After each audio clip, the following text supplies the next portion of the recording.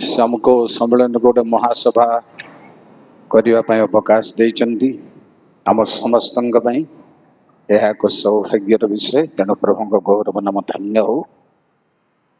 आज कहीं पाटितुंड बेसी सभा बुला चला रे पिले को मैंने सभा मझे पड़िया मझे इाड़ू को झाड़ू हो प्लीज दयापूर्वक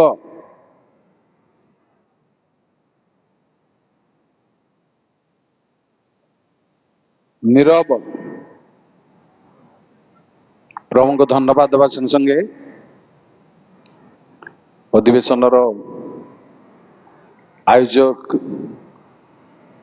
प्रभु दास मान निकट अर्थात मंडली सम्मेलन मुख्य कर्मकर्ता मान गति पुणी समस्त मंचासीन अभिषिक्त जन मान गति पुणी शाखा सम्मेलनी मानकर मुख्य कर्मकर्ता कर्मकर्त्री मान गति ओ मंडली मानकर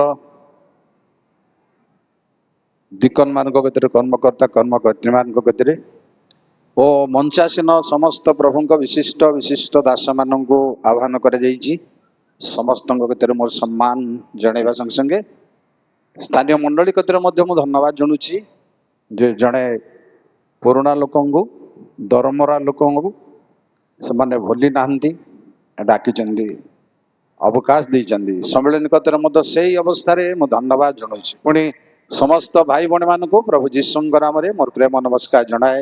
प्रेज द लॉर्ड। हालेलुया। नाय नाय सेमती नु। Hallelujah hallelujah.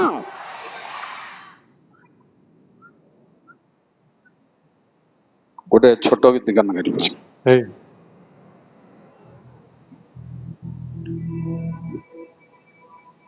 कटिकरे मत जगिले मात्र मु सुनिबी तुम्हारा गीत आरंभ हो तुम बाजा आरंभ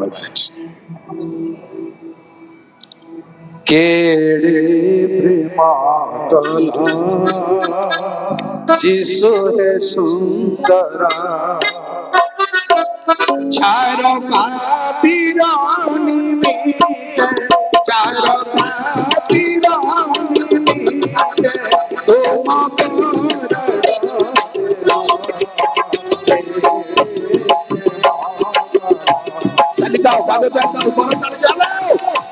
जय हालेलुया।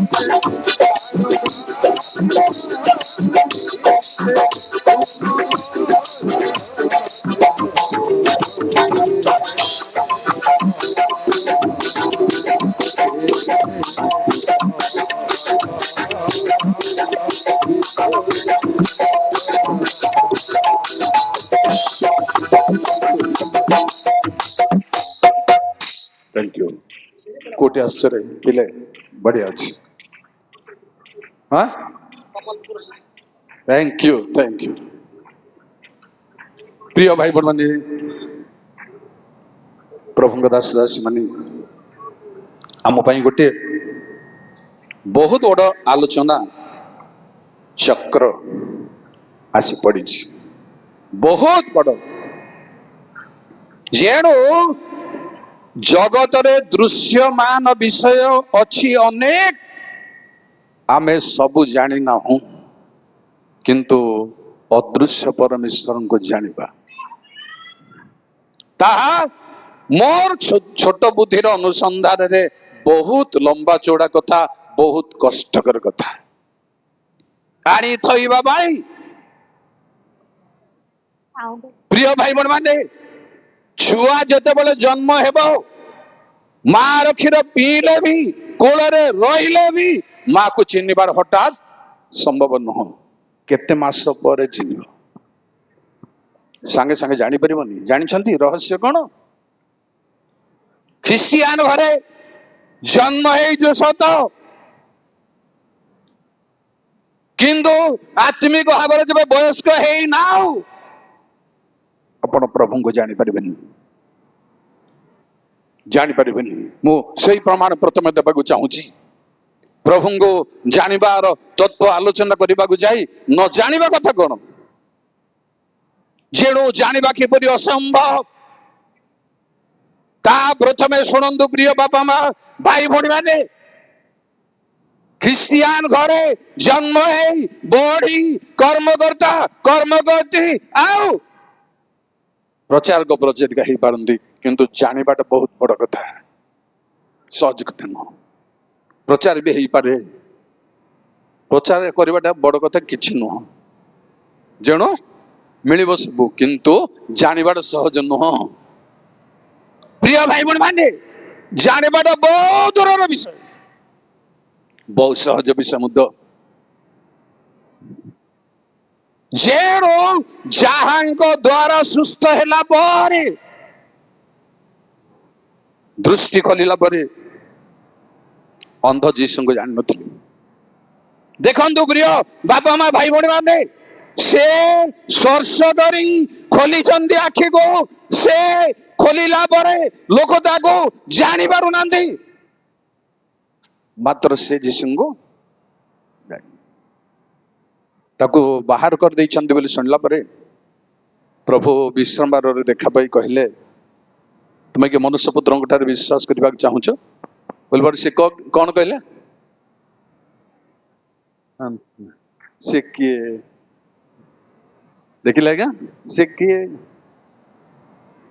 प्रिय भाई बहन माने बहुत सावधान दरकार बहुत सतर्क दरकार आमे न जानी गर्व करि परिबा नाही न जानी आगो को बढ़ी परिबा नाही न जानी बहादुरी देखाई परिबा नाही प्रभु को जानिबार सहज कथा नहीं बोले आज मु कहबी प्रथमे तापरे जानिबा कथा आलोचना करबा को जा जेणु जहांको जीसु बोली कहंदी से मते भल कल बोली कहले किंतु त्राणकर्ता जीसु मते भल कल बोली कहि पारि नांती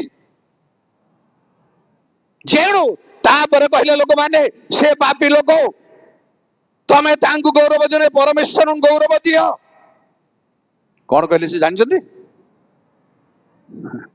से पापी की धार्मिक बुझी पारछथि प्रिय ख्रिस्टियन भाई भौणी माने बुझी पारछथि कि प्रिय लीडर माने बुझी पारछथि कि से जीसु गोटार भल होला पर कहू से पापी की धार्मिक म जानी मैं एतिक जानिछि मु अंध थिली सावधान सावधान मते सावधान हेबाकू पड़िबो आपनकू सावधान हेबाकू पड़िबो कथा कहिबा पई चाहानी देखैबा पई सावधान हेबाकू पड़िबो जेणु ए भलिया विषमान अछि आलोचना रे प्रिय बापा माँ भाई भौणी माने भलरे सुनदो भलरे ध्यान रे सुनदो Praise the Lord. Praise the Lord. Hallelujah. प्रिय भाई भौणी माने पुणी कहबी मां आपनको जाकुब आशीर्वाद प्राप्त लोक परमेश्वर प्लान लोक योजनार लोक किंतु आदि 28 पर्वर 16 टिके देखंतो माइक आगे जो पढ़ी पारे निर्द्वंद रे अनंतर निद्रा भंग हुए जाकुब जागृत ही कहले अवश्य सदाप्रभु स्थान रही कौन है ए भली जने टॉप लीडर परमेश्वर मनोनीत लोक प्रिय भाई भौणी माने सी कहले जागृत है परमेश्वर अच्छा मात्र मुझे जानिली जानी न पारती परमेश्वर उपस्थिति को जानी न पारती जानी न पारू परमेश्वर स्वर्ग रे अछंती समस्त कहबे मुखपतिर समस्त कहबे जाति विजाति समस्त कहबे किंतु तांको उपस्थिति को आपण केमती जानुचंदी केमती अनुभव करछंती एटी बहुत लोग हारि जबार चांस अछि आमको हैरान हबार चांस अच्छी उपस्थिति ये तो गोटे अलग टाइप कथा सत पर्व को जाई फेरिला भली जोसेफ मरियम मध्य पुत्र जीशु ख्रीष्ट को अच्छी बोली भाविले जानी ना से सांगरे अच्छी बोली भावुंट किंतु नाहांदी सांगरे से भलिया मो से भली आपण माने अछंदी आपनको संगरे बोली भाबुजंदी किंतु नाहांदी प्रभु संगरे अछंदी मन केमती लोक संगरे रहंती प्रथम सामुएल 16 पर्व 9 जल्दी जय प्रभु जीवा मान को मध्य जने उत्तर देई कहला बेथलेहेम जीशुर पुत्र को देखी अच्छी बजाइबारे निपुण महाविक्रमशाली योद्धा कथारे विज्ञ रूपवान जेणु सदा प्रभु संगरे थिबार आपण जानिबे ताहा नुहे आपणक संगरे अछंती बोली अन्य बारे जानिबे ए आउची परमेश्वर को जानिबार विषय याकूब मध्य जानि पारले नहीं सुनंद प्रिय भाई बहन प्रथम सामुएल 2 पर्व 12 प्रभुଙ୍କ नाम रे जय हो एलिंगर पुत्र माने पापाधम संतान थिले सुनंदु आज्ञा पापाधमर संतान थिले से माने सदा प्रभु को जानिले नाही तथापि से माने कौन करुथिले आज्ञा मते टिके हेल्प करबे कि कौन करुथिले आज्ञा राइट जाजक माने सब बले दरकार पोजीशन से माने प्रेज द लॉर्ड भांगी बारछि निजको भांगी बारछि जेणु पापा धमर संतान जाजक हे पारंती प्रचारक हे पारंती वक्ता हे पारंती जे भी हे पारंती पापा धमर संतान केबे जानि परिबो नहीं प्रभु नाम गौरव हो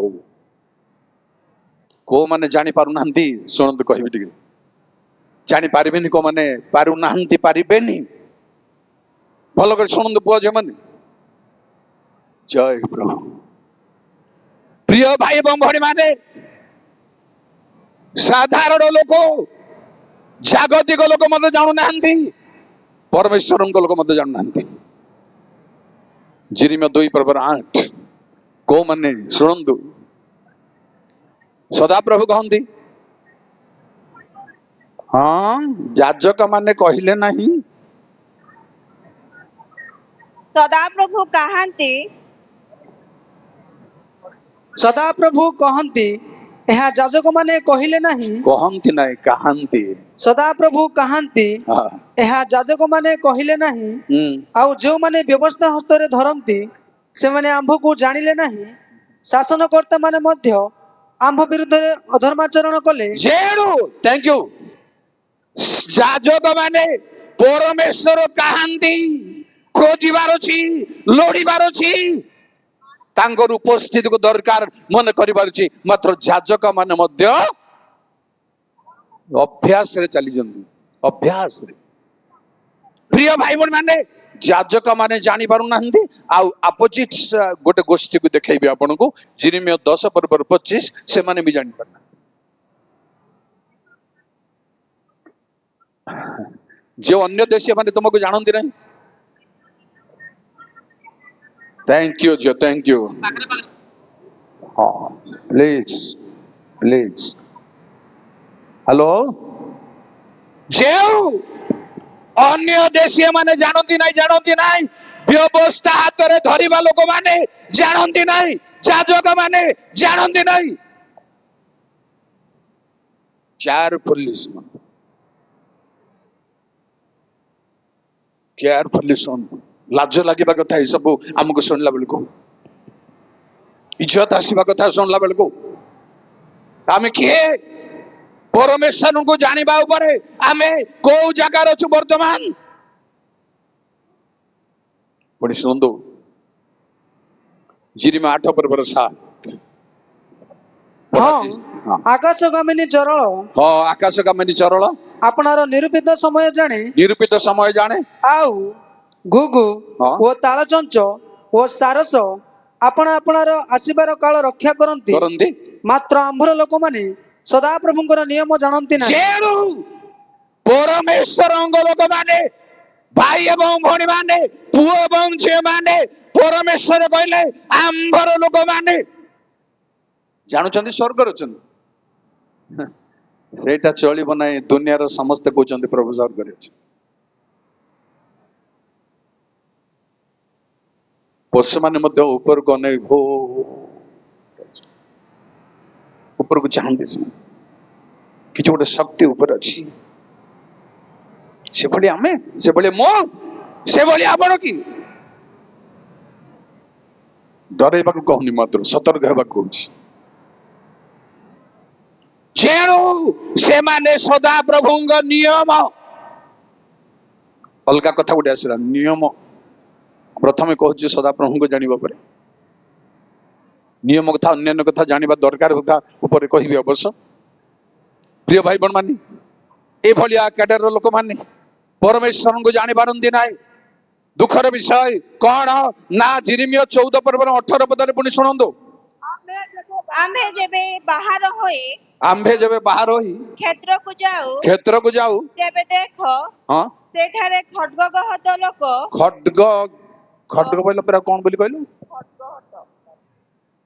आ गोटे अक्षर मिसेइला पर लागला मते खड्गहत बोली सीधा कहला पर लागिने हाँ खड पुणी आम्भे जेबे नगर रे प्रवेश करू तेबे देखो सेठारे दुर्भिक्ष पीड़ित लोक कारण भविष्यत वक्ता ओ याजक खड्गहतटा छाड़ी दिलो द्वितीय रे म तो आउथर पढ बोली कहल ना आम्भे जेबे बाहर होई क्षेत्र को जाऊ तेबे देखो सेठारे खड्गहत लोक पुणी आम्भे जेबे नगर रे प्रवेश करू तेबे देखो सेठारे दुर्भिक्ष पीड़ित गोटे लोक मिनिट दुई प्रकार लोक गारे गोटे प्रकार लोक କ୍ଷେତ୍ରରେ ଅନ୍ୟ ପ୍ରକାର ଲୋକ ସମସ୍ତେ ବଢିଛନ୍ତି।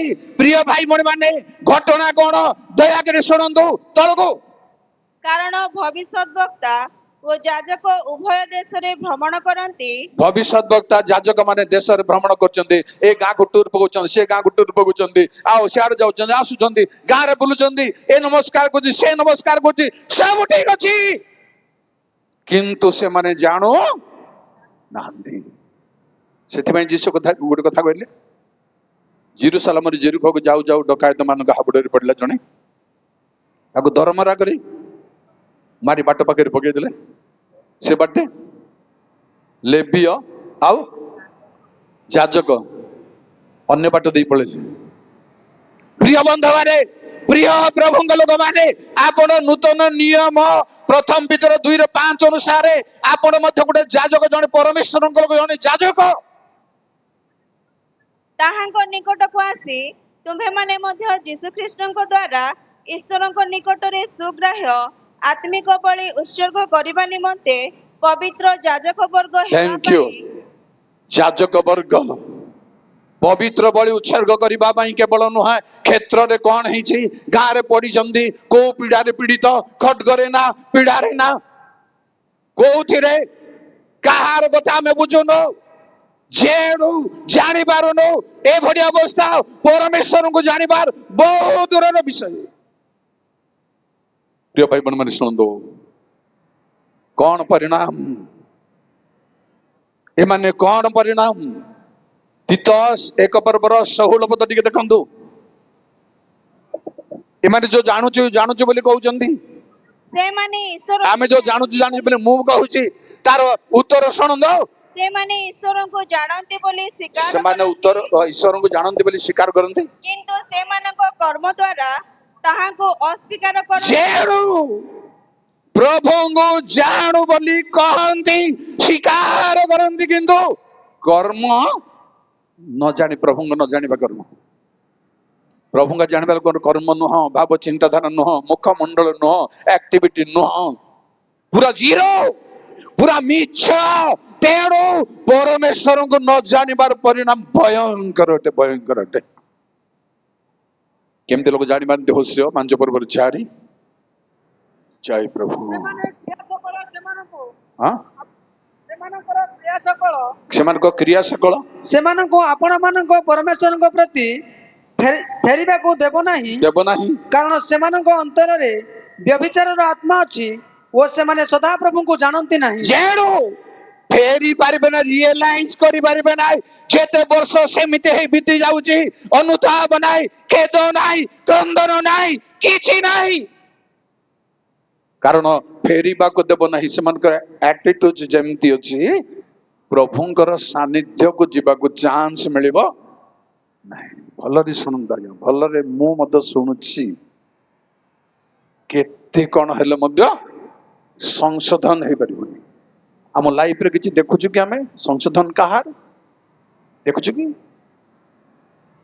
ଭାଷା, କଥାବାର୍ତ୍ତା ମଧ୍ୟ ଆମେ ସଂଶୋଧନ କରିପାରୁ।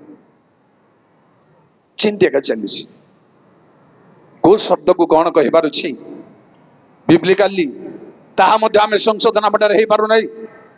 ସେମିତି ହିଁ ଚାଲିଛି। କାରଣ କଣ? ପ୍ରଭୁଙ୍କ ନିକଟକୁ ଫେରିବାକୁ ଦେବ ନାହିଁ। କାରଣ ପରମେଶ୍ୱର କହିଲେ, ଆମ୍ଭର ଦାସ ପରି ଅନ୍ଧ କିଏ? ଆମ୍ଭର ପ୍ରେରିତ ଦୂତ ପରି ବଧିର କିଏ? ଆମ ସଙ୍ଗେ ମିଳନରେ ଥିବା ଲୋକ ପରି ଅନ୍ଧ କିଏ?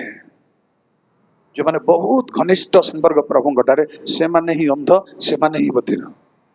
ତେଣୁ ଜାଣିବାର ଭୟଙ୍କର ବିଷୟ। ପ୍ରିୟ ଭାଇ ଭଉଣୀ ମାନେ, ବହୁତ ବଡ କଥା, ସାଧାରଣ କଥା ନୁହେଁ।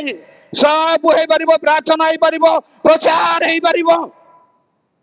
ପ୍ରଭୁଙ୍କୁ ଜାଣିବା କଥା ଅଲଗା କଥା, କେମିତି ଅଲଗା କଥା, ତାହା ଆମର ଆଲୋଚନାର ବିଷୟ।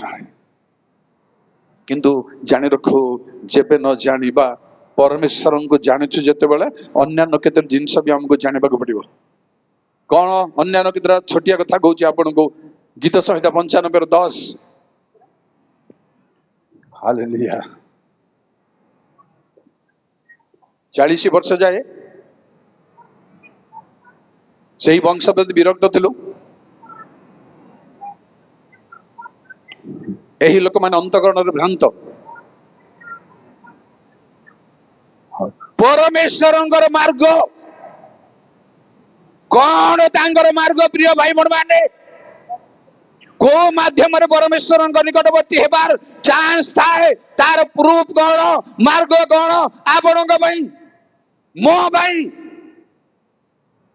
ଶୁଣନ୍ତୁ, ମାର୍ଗ କଥା କହିବି ମୁଁ ଆପଣଙ୍କୁ। ଏଭ୍ରି 12 ଜୟ ପ୍ରଭୁ। ଅତଏବ ଏଡେ ବୃହତ୍ ମେଘ ତୁଲ୍ୟ ସାକ୍ଷୀ ମାନଙ୍କ ଦ୍ୱାରା ଜଣେ ପଢୁଛି, ଜଣେ ରହିଯାଅ, କାହିଁ ଜବରଦସ୍ତ କାହିଁକି? ଅତଏବ ଏଡେ ବୃହତ୍ ମେଘ ତୁଲ୍ୟ ସାକ୍ଷୀମାନଙ୍କ ଦ୍ୱାରା ବେଷ୍ଟିତ ହେବାର ଆଶ ଆମ୍ଭେମାନେ ପ୍ରତ୍ୟେକ ଭାର ଓ ସହଜରେ ବେଷ୍ଟନକାରୀ ପାପ ପରିତ୍ୟାଗ କରି ବିଶ୍ୱାସର ନେତା ଓ ସିଦ୍ଧିଦାତା ଯୀଶୁଙ୍କୁ ଲକ୍ଷ୍ୟ କରି ଧୈର୍ଯ୍ୟ ସହକାରେ ଆମ୍ଭମାନଙ୍କ ଗନ୍ତବ୍ୟ ପଥରେ ଧାବମାନ ହେଉ। ଗନ୍ତବ୍ୟ ପଥ ଏ ହଉଛି ନୂତନ ନିୟମର ପଥ। ଯେତେ ପୁରାତନ ନିୟମରେ ପଥ ବୋଲି କହିଲେ ଯୀଶୁ ହିଁ ସେ ମାର୍ଗ ବୋଲି ଆମେ କହିପାରୁ, କିଛି ଭୁଲ ହବନି। କିନ୍ତୁ ଗନ୍ତବ୍ୟ ପଥ ଅର୍ଥାତ୍ ଯୋଉ ବାଟ ଆପଣଙ୍କର, ଆପଣ ଟିଚର ନା ପ୍ରିଚର, ଆପଣଙ୍କର ପ୍ରଚାରର ଷ୍ଟାଇଲ କଣ ଜାଣିଛନ୍ତି? ସେଟା ହଉଛି ମାର୍ଗ, ସେଟା ହଉଛି ପଥ। କଣ ଟିଚିଂ ନା ପ୍ରିଚିଂ ମେଥଡରେ ଅଛନ୍ତି ଆପଣ? କୋଉ ଟାଇପର, କୋଉ ଅନୁଗ୍ରହ ଦାନ ଆପଣଙ୍କର, କେମିତି ଚାଲିବା ଦରକାର, କେମିତି ବ୍ୟବହାର କରିବା ଦରକାର ଜାଣିଛନ୍ତି କି ନା? ଅନ୍ଧାରରେ ବାଡ଼ି ବୁଲଉଛ? ପ୍ରଭୁଙ୍କ ନାମରେ ଜୟ ହଉ। ଏହା ହଉଛି ଆମ୍ଭର ମାର୍ଗ। ସେମାନେ ଜାଣି ନାହାନ୍ତି। ମାର୍ଗ ନ ଜାଣି କାହାକୁ ବାଟ ଦେଖେଇ ପାରିବେ ନାହିଁ। ଦୁନିଆରେ ପରେଶାନୀ କେବେ ସମ୍ଭବ ନୁହେଁ। ଯେଣୁ ଅନ୍ଧ କାହାକୁ ବାଟ ଦେଖେଇ ପାରିବ ନାହିଁ। ପ୍ରିୟ ଭାଇ ଭଉଣୀ ମାନେ, ଜାଣିବା ବିଷୟର ଗଭୀରକୁ ଗୋଟେ ସନ୍ଦେଶ ରଖିକି ଯାଉଛି ଆପଣଙ୍କ ପାଖରେ। ଦିଟା ଗଭୀର। ଗୋଟେ ହଉଛି ମାଥ୍ୟୁ 24:36। ବ୍ୟାଖ୍ୟା ମୁଁ କରିବିନି, କିନ୍ତୁ ଆପଣଙ୍କୁ ରଖୁଛି। କିନ୍ତୁ ସେହି ଦିନ ଓ ଦଣ୍ଡ ବିଷୟ କେହି ଜାଣନ୍ତି ନାହିଁ, ସ୍ୱର୍ଗର ଦୂତମାନେ କିମ୍ବା ପୁତ୍ର ସୁଦ୍ଧା ଜାଣନ୍ତି ନାହିଁ, କେବଳ ମାତ୍ର ପିତା ଜାଣନ୍ତି। ଜାଣିବା ଉପରେ ଅତି ଗଭୀର କଥା ଶୁଣନ୍ତୁ। ପୁତ୍ର ସୁଦ୍ଧା ଜାଣନ୍ତି, ତାର ଅର୍ଥ ନୁହଁ ଆଜି ପୁତ୍ର ଜାଣୁନାହାନ୍ତି ବୋଲି ମୁଁ ପ୍ରମାଣ ପାଉନାହିଁ। କାହିଁକି ଲେଖା ହେଇଛି? ମାନେ ପ୍ରକାଶିତ 1 ପଢନ୍ତୁ ନାହିଁ 1:1। ଯେଣୁ ଯୀଶୁ ଖ୍ରୀଷ୍ଟଙ୍କ ପ୍ରକାଶିତ ବାକ୍ୟ, ଏଥିରେ ଆମକୁ ସେ ଆନ୍ସରଟା ମିଳିଯାଉଛି। ବର୍ତ୍ତମାନ ତାଙ୍କ ଠାରେ ଗୁପ୍ତ ନାହିଁ, କିନ୍ତୁ ସେତେବେଳକୁ କୋଉ କାରଣରୁ ସେ କହିଲେ ପୁତ୍ର ବି ଜାଣି ନାହାନ୍ତି। ଆଉ ଗୋଟେ ୟା ଉପରେ ଅତି ଗଭୀର ହବ। ଗୀତ 35:1। ପୁରା ଦିମାଗ ଦରକାର। ଅନ୍ୟାୟ ସାକ୍ଷୀ ମାନେ ଉଠୁଅଛନ୍ତି, ସେମାନେ ଆମ୍ଭର ଅଜ୍ଞାତ ବିଷୟ ଆମ୍ଭକୁ ପଚାରୁଅଛନ୍ତି। କେମିତି କଥା ଏଇଟା? ଯୀଶୁଙ୍କୁ ଯୋଉ ପ୍ରଶ୍ନ ସବୁ ପଚାରିଲେ ଅନ୍ୟାୟ ସାକ୍ଷୀ ମାନେ, କିନ୍ତୁ କହିଲେ ଆମ୍ଭର ଅଜ୍ଞାତ ବିଷୟ ଆମକୁ କହୁଛନ୍ତି। ପ୍ରଭୁଙ୍କର ଅଜ୍ଞାତ କଣ ଅଛି? ଦିମାଗ ୱାସ୍ ଦରକାର। କଣ ଅଛି? ଜାଣିବା ଉପରେ କେତେ ଗଭୀର ଅଛି ସେଟା ମୁଁ ସନ୍ଦେଶ ଦେଇକି ରଖିବାକୁ ଚାହୁଁଛି। ମୁଁ ବ୍ୟାଖ୍ୟା କରିବି। ପ୍ରିୟ ଭାଇ ମାନେ, ଜାଣିବା କଥା, ମୁଁ ପରମେଶ୍ୱରଙ୍କ ଜାଣିବା କଥା ଉପରେ ଗଭୀରକୁ ଯାଆନ୍ତୁ ବୋଲି କେତେଟା ମୌଖିକ ଭାବରେ କହୁଛି ମୁଁ ଆପଣଙ୍କୁ। ପଢନ୍ତୁନି। ଆଦି 18:21। ଆସ ମାନେ ତଳକୁ ଯାଇ ଦେଖୁ, ଆମ୍ଭ ନିକଟକୁ ଆଗତ କ୍ରନ୍ଦନ ଅନୁସାରେ ସର୍ବୋପରି ଘଟିଛି କି ନାହିଁ ତାହା ଆମେ ଜାଣୁ। ଗଲେ ଜାଣିବେ। ତା ପୂର୍ବରୁ ତା ପୂର୍ବରୁ ଜାଣିବେନି ନା କଣ ଭାବୁଛନ୍ତି ଆପଣ? ମୁଁ ଜାଣିବାକୁ ଚାହୁଁଛି ଗଭୀରକୁ ଯାଆନ୍ତୁ, ଶାସ୍ତ୍ରର ଗଭୀରକୁ ଯାଆନ୍ତୁ। ପୁଣି ଅବ୍ରାହ୍ମକୁ କହିଲେ ପରମେଶ୍ୱର, ତୁମେ ଆପଣର ଅଦ୍ୱିତୀୟ ପୁତ୍ରଙ୍କୁ ଆମକୁ ଦେବାକୁ ନାସ୍ତି କଲ ନାହିଁ, ଏହା ଆମେ ଏବେ ଜାଣିଲୁ। ଆଉ ଗୋଟେ କଥା କହିବି ଆପଣଙ୍କୁ। ଯାତ୍ରା 33 4-5 ଟିକେ ସେଇଟା ଟିକେ ପଢନ୍ତୁ। ମୋର କହିବାଟା ଆସିବି ଏକଜାକ୍ଟ ୱାର୍ଡ ଆସି ନପାରେ ମୋ ମୁହଁକୁ। ଲୋକମାନେ ଏଇ ଅଶୁଭ ସମ୍ବାଦ ଶୁଣି ଶୋକ କଲେ। କେହି ଆପଣ ଶରୀରରେ ସୁନା ରୂପା ଗଣି ପିନ୍ଧିଲେ ନାହିଁ।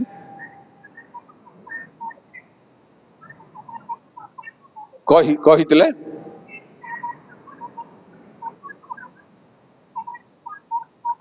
ହଁ ଯେବେ ଏକବନିଶ ତୁମ ମଧ୍ୟକୁ ଯିବା ସଂହାର କରି ପକେଇବା।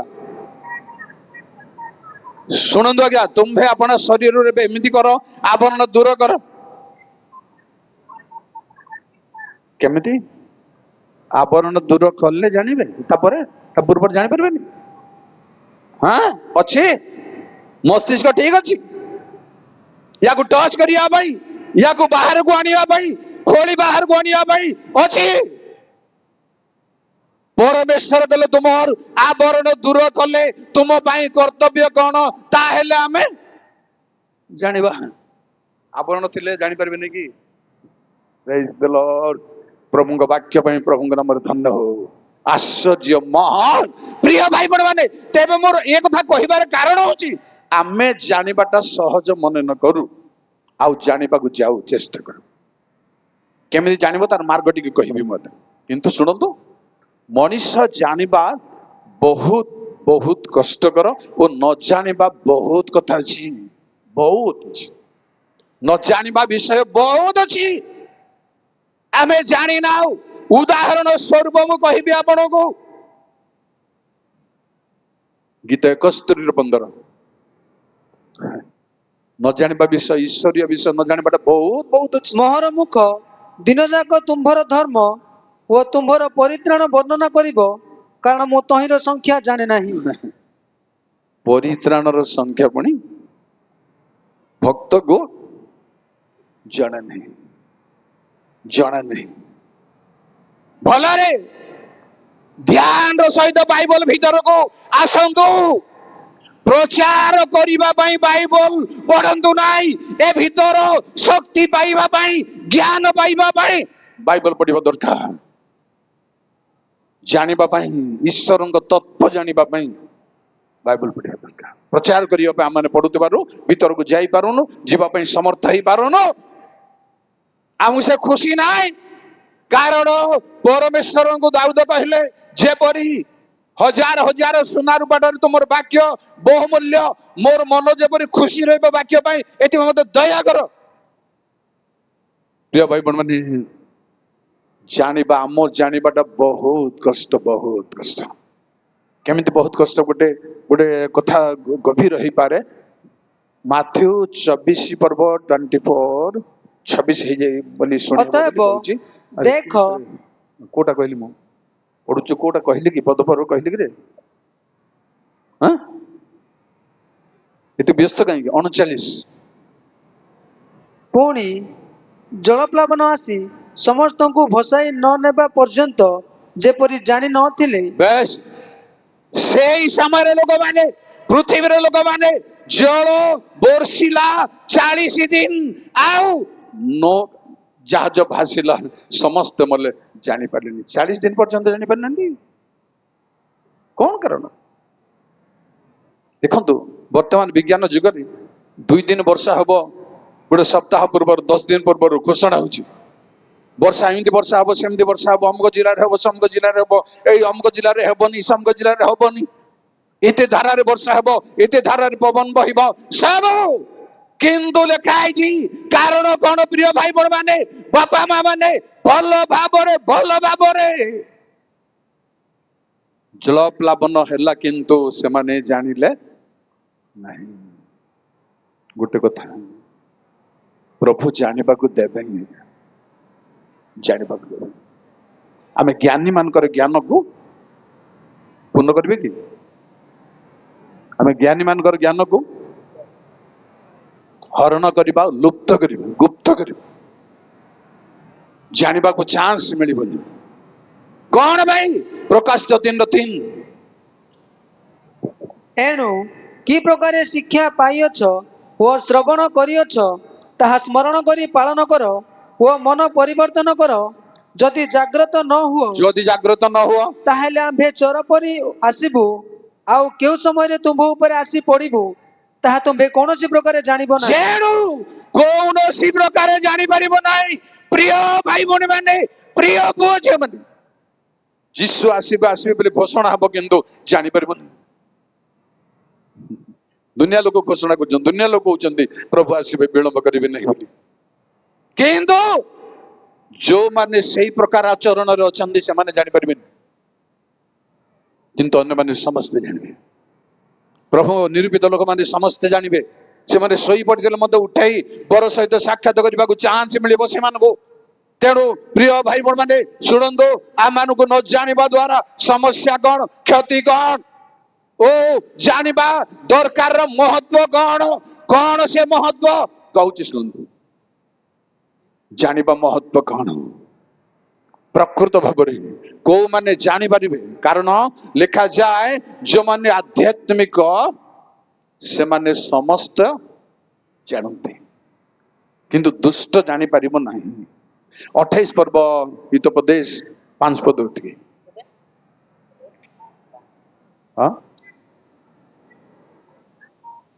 କୋଉମାନେ ବୁଝନ୍ତି ନାହିଁ?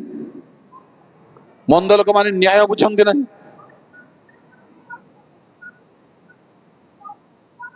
ଯେଣୁ ଚାନ୍ସ ନାହିଁ ବୋଲି ମୁଁ ଆଉ ଟୋଟାଲି କହୁନାହିଁ। ଯୋଉମାନେ ପରମେଶ୍ୱରଙ୍କ ଅନ୍ୱେଷଣ କରନ୍ତି, ପରମେଶ୍ୱରଙ୍କ ଅନ୍ୱେଷଣ ବୋଧେ ସାଧାରଣ କଥା ନୁହଁ। କେମିତି ସାଧାରଣ କଥା ନୁହଁ ମାନେ ପଢନ୍ତୁ ନାହିଁ ମା, ବେଶୀ ହେଇଯିବ। ଦ୍ୱିତୀୟ ବଂଶାବଳୀ 7 ପର୍ବର 14 ପରମେଶ୍ୱର କହିଲେ, ଯେବେ ଆମ ନାମରେ ବିଖ୍ୟାତ ଲୋକମାନେ ଆଉ ପ୍ରାର୍ଥନା କରିବେ, ଆପଣ ମାନଙ୍କୁ ନମ୍ର କରି ପ୍ରାର୍ଥନା କରିବେ, ଆମର ମୁଖ ଅନ୍ୱେଷଣ କରିବେ। ପରମେଶ୍ୱରଙ୍କ ମୁଖ ତ ଦେଖିପାରିବ ନାହିଁ। ମୂଷାଙ୍କୁ ପରମେଶ୍ୱର କହିଲେ, ମନୁଷ୍ୟ ଆମର ମୁଖ ଦେଖି ବଞ୍ଚିବ ନାହିଁ, ତେବେ କହିଲେ କେମିତି ଆମର ମୁଖ ଅନ୍ୱେଷଣ କରିବେ? ଏହା ହଉଛି ଜାଣିବାର ବିଷୟ।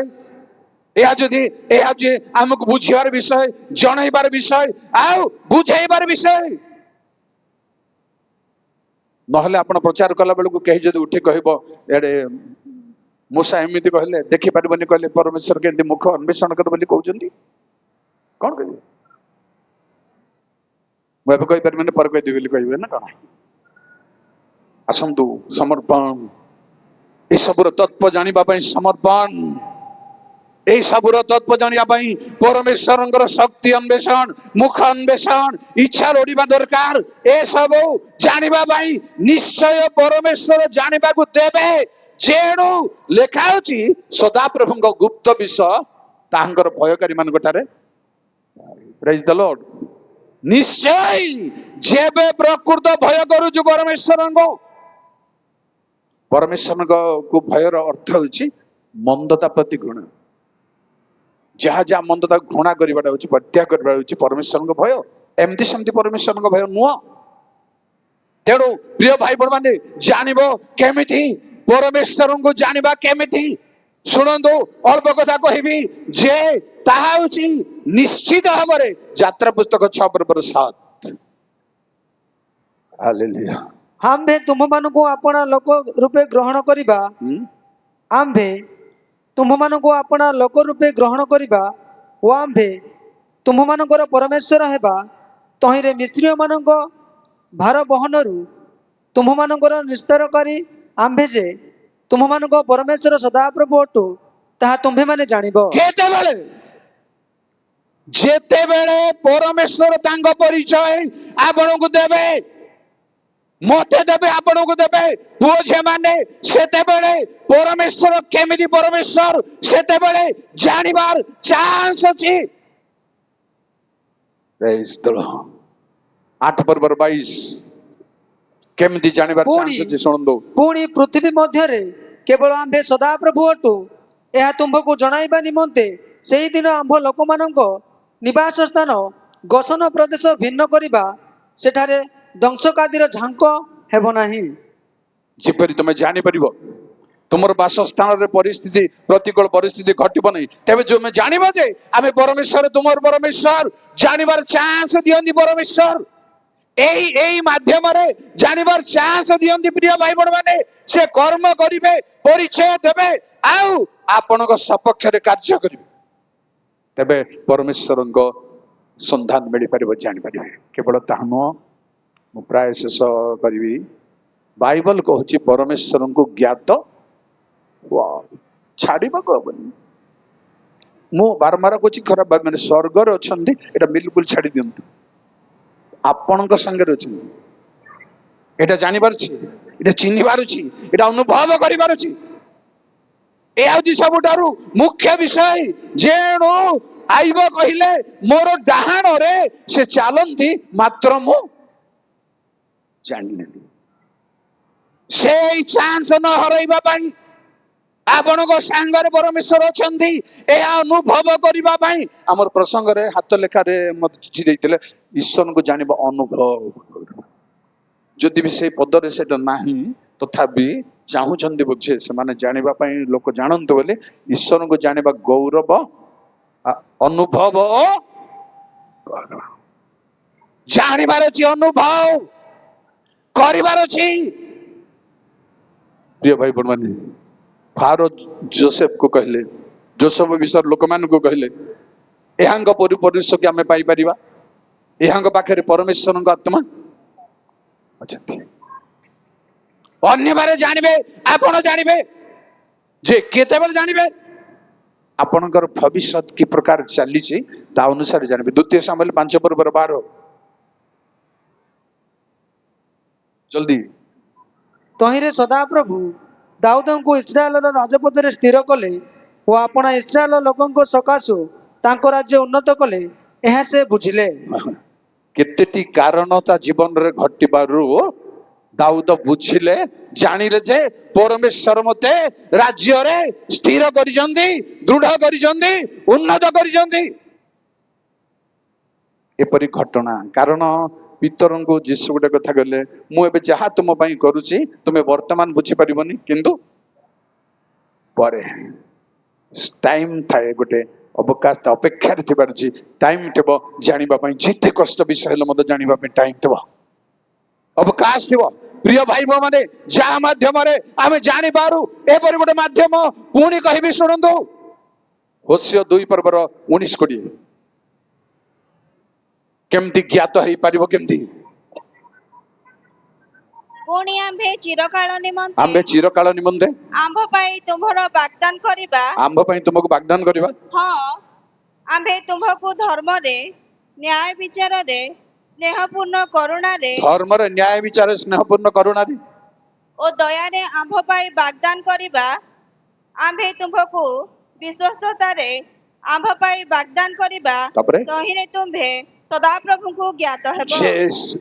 ଯେଣୁ ଯୋଉମାନଙ୍କୁ ପ୍ରଭୁ ପରମେଶ୍ୱର ନ୍ୟାୟ ବିଚାରରେ, ଧର୍ମରେ ବାଗଦାନ କରୁଛନ୍ତି, ପିନ୍ଧଉଛନ୍ତି, ଏସବୁ ସେମାନେ ଜାଣିବେ। ଯଦି ବାଗଦାତା କନ୍ୟା ଆମେ ନୋହୁ, ଜାଣିପାରିବା ନାହିଁ। ତା ମନକୁ ମନ ଜାଣିବା ପାଇଁ ଚାନ୍ସ ଅଛି। ରିବିକାକୁ ବାଗଦାନ କରିଦେଲେ, ପୁରୁଷକୁ ନ ଦେଖୁନ, ବରକୁ ନ ଦେଖୁନ, କିନ୍ତୁ ଜାଣିପାରିଲେ ରିବିକା ଯେ ଆସୁଛନ୍ତି ଯିସାକ କ୍ଷେତ୍ରକୁ ଧ୍ୟାନ କରିବା ପାଇଁ। ସେ କହିଲେ ତାଙ୍କ ଦାସଙ୍କୁ, ଆମ ସହିତ ସାକ୍ଷାତ କରିବାକୁ ଆସୁଛନ୍ତି, ସେ ପୁରୁଷ କିଏ ଜାଣିଲେ କେମିତି? ପ୍ରିୟ ଭାଇ ମାନେ, ଜାଣିଲେ କେମିତି? ଆଦମଙ୍କର ଘୋର ନିଦ୍ରା ସମୟରେ ହବାଙ୍କୁ ବନେଇ ଆଣିଲେ, ତାଙ୍କ ସମ୍ମୁଖ ରଖିଲେ, ଆଦମ କହିଲେ ମୋର ସ୍ଥିର ସ୍ତ୍ରୀ। ଜାଣିଲେ କେମିତି? ଚାନ୍ସ ଅଛି, ପ୍ରଭୁ ଜାଣିବାକୁ ଦିଅନ୍ତି। କାରଣ ପଢନ୍ତୁ ଯିର୍ମୀୟ 24:7। ଜୟ ପ୍ରଭୁ। ପୁଣି ଆମ୍ଭେ ଯେ ସଦାପ୍ରଭୁ ଅଟୁ, ଏହା ଜାଣିବାର ମନ ସେମାନଙ୍କୁ ଦେବା। ତହିଁରେ ସେମାନେ ଆମ୍ଭର ଲୋକ ହେବେ ଓ ଆମ୍ଭେ ସେମାନଙ୍କର ପରମେଶ୍ୱର ହେବା, କାରଣ ସେମାନେ ସର୍ବାନ୍ତକରଣ ସହିତ ଆମ୍ଭ ନିକଟକୁ ଫେରି ଆସିବେ। ଯେଣୁ ଜାଣିବା ପାଇଁ ମନ ଦତ୍ତ ହେବ। ପ୍ରିୟ ଭାଇ ଭଉଣୀ ମାନେ, ମୁଁ ପ୍ରଥମେ ଆପଣଙ୍କୁ କହିଲି, ଏଭଳି ଦୁରାଚରଣ ଯେବେ ଅଛି, ଯେବେ ଆତ୍ମାଙ୍କର ଗ୍ରାହ୍ୟ ଜିନିଷ ଯେବେ ଆମ ପାଖରେ ଅଛି, ଜାଣିବାର ଚାନ୍ସ ନାହିଁ। ଯଦି ଆମେ ଠିକ ଅଛୁ, ନିଶ୍ଚୟ ଜାଣିବାର ଚାନ୍ସ ଅଛି। ଜାଣିବାର ମନ ପରମେଶ୍ୱର ଦିଅନ୍ତି ତାଙ୍କ ଦାସ ଦାସୀ ମାନଙ୍କୁ, ତାଙ୍କ ଲୋକମାନଙ୍କୁ। ସେ ମନ ଆପେ ଆପେ ଆସିଯିବ, ଆପେ ଆପେ ସେଟ୍ ହେଇଯିବ ପରମେଶ୍ୱରଙ୍କ ନିକଟବର୍ତ୍ତୀ ହେବା ପାଇଁ। ଜାଣି ରଖନ୍ତୁ। ପୁଣି ଆପଣଙ୍କୁ ଶେଷ କଥା ପ୍ରାୟ କହିବି, ହୋସିୟ 6:4।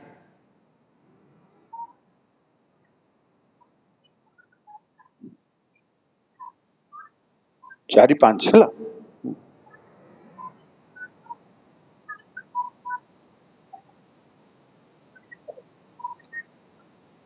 ଆଉ ଟିକେ ଆଗକୁ ବା, ଆଗକୁ ନାଇଁ ଉପରକୁ ଟିକେ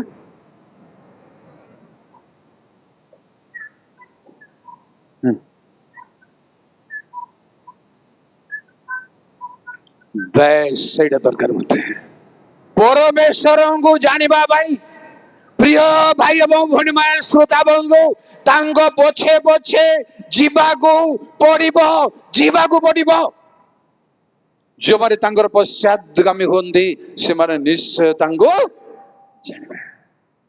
କାରଣ ଜାଣିବାର ମହତ୍ଵ ମୁଁ ଅନ୍ୟ ସମୟରେ କହିବି। ଜାଣିଲେ ଫାଇଦା କଣ ଅଛି, ମହତ୍ଵ କଣ ଅଛି, କୋଉ ପ୍ରମାଣରେ ପରମେଶ୍ୱରଙ୍କୁ ଜାଣିଛି ସେ ବ୍ୟକ୍ତି ବୋଲି ଆମେ ଅକ୍ଲେଶରେ ବାଇବଲ ପଢି ଜାଣିପାରିବା। ତାର ମୁଖମଣ୍ଡଳକୁ ଦେଖି, ତା କାରବାରକୁ ଦେଖି, ବାଇବଲର ପ୍ରମାଣରେ ଜାଣି ହେଇଯିବ ଯେ ଏତ ଦ୍ୱାରା ସେ ଜାଣିଛନ୍ତି ବୋଲି।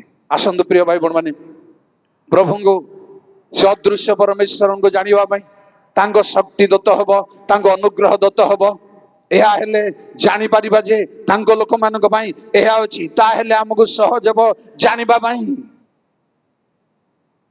ମୂଷା ପ୍ରାର୍ଥନା କଲେ, ତୁମର ଗତି ମତେ ଜଣା, ତୁମେ ଆମ ସାଙ୍ଗରେ ଅଛ ବୋଲି ଆମେ ଯେମିତି ପକ୍କା ହବୁ ଜଣା। ଭାଇ ଭଉଣୀ ମାନେ ଆସନ୍ତୁ, ପ୍ରଭୁ ଆମମାନଙ୍କୁ ଦୟା କରନ୍ତୁ, ପୁଅ ଝିଅମାନେ ଦୟା କରନ୍ତୁ। ଯୀଶୁ ସାଙ୍ଗରେ ଅଛନ୍ତି, ରହିବେ ସେ ଯୁଗାନ୍ତ ପର୍ଯ୍ୟନ୍ତ। ତୁମାନଙ୍କ ସାଙ୍ଗରେ ମୁଁ ଅଛି। ଏଇ ଅକାଟ୍ୟ ସତ୍ୟ ବାକ୍ୟ ଯେପରି ଆମଠାରେ ଅନୁଭବକୁ ଆସିବ, ଆମେ ଅନୁଭବ କରିପାରିବୁ ପ୍ରଭୁ ମୋ ସଙ୍ଗରେ ଅଛନ୍ତି। କଣ ହେବ ପ୍ରମାଣ, ପରିସ୍ଥିତି ଆପଣଙ୍କ କଣ ହେବ, ଲାଇଫ ଷ୍ଟାଇଲ କଣ ହେବ, ଯେବେ କୂଟନୀତି ରାଜନୀତି ଛାଡି ପାରୁନୁ, ପୁଲପିଟରେ, ଚର୍ଚ୍ଚରେ, ସେବାରେ ପ୍ରଭୁଙ୍କୁ ଜାଣିବାଟା ସହଜ କଥା ନୁହେଁ। ଆସନ୍ତୁ ପ୍ରଭୁ ଆମମାନଙ୍କୁ ସମସ୍ତଙ୍କୁ ଆଶୀର୍ବାଦ କରନ୍ତୁ। ପ୍ରାର୍ଥନା କରିବେ। ସର୍ବଶକ୍ତିମାନ ପ୍ରଭୁ, ମୋ ଗୌରବ ନାମ ଧନ୍ୟ ପ୍ରଭୁ, ତୁମେ ସ୍ୱର୍ଗର ପରମେଶ୍ୱର, ଦୃଶ୍ୟ ପରମେଶ୍ୱର। କୌଣସି ମର୍ତ୍ତ୍ୟ ତୁମକୁ ଦେଖେ ନାହିଁ କି ଦେଖି ପାରିବ ନାହିଁ, ତଥାପି ତୁମ ପରା ପରମେଶ୍ୱରଙ୍କୁ, ଭୟଙ୍କର ପରମେଶ୍ୱରକୁ, ଗ୍ରାସକାରୀ ଅଗ୍ନିତୁଲ୍ୟ ପରମେଶ୍ୱର ଯେ ତୁମେ, ତୁମକୁ ଜାଣିବା ପାଇଁ ଏ ଚାର ଧୂଳି ମାନଙ୍କୁ ଅବକାଶ ରଖିଛ ପ୍ରଭୁ। ସେ ଅବକାଶର ଦ୍ୱାର ତୁମ ଲୋକମାନଙ୍କ ପାଇଁ ମୁକ୍ତ ହେଉ। ତୁମେ ସଙ୍ଗରେ ଅଛ, ଏ କ୍ଷଣି ମୋ ସଙ୍ଗରେ ଅଛ, ଏ ଆମେ ସମସ୍ତେ ଜାଣିବୁ ପ୍ରଭୁ। ସମସ୍ତଙ୍କୁ ଆଶୀର୍ବାଦ କର, ସମସ୍ତଙ୍କୁ ସ୍ପର୍ଶ କର ପ୍ରଭୁ। ମହାସଭାର ପ୍ରାରମ୍ଭରୁ ଆଗାମୀ ସମୟ ମାନଙ୍କରେ ସମସ୍ତ ସେବା ଉପାସନା ଉପରେ ତୁମର ଆଶୀର୍ବାଦର ହସ୍ତ ସହବର୍ତ୍ତୀ ହଉ। ପ୍ରଭୁ ଯୀଶୁଙ୍କ ନାମରେ ପ୍ରାର୍ଥନା କଲି, ଆମେନ୍। Thank you.